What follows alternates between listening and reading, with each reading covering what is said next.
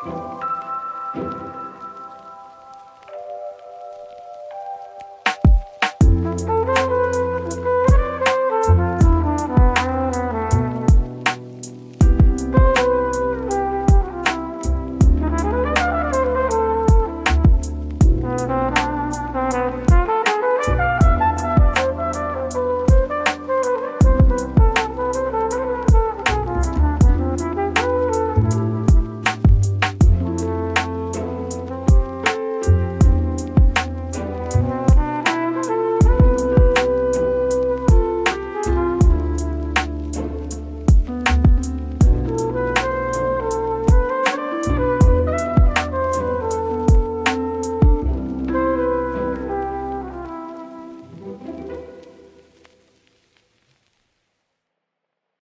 I be your superhero?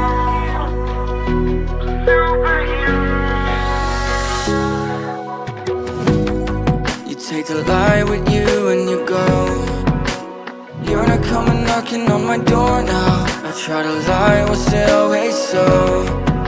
Cause nothing feels the same anymore. I've seen this all before. Why didn't I do more? Now I'm picking up the pieces from the floor. How could we just ignore our problems? Now they pour out, filling up the room with silence.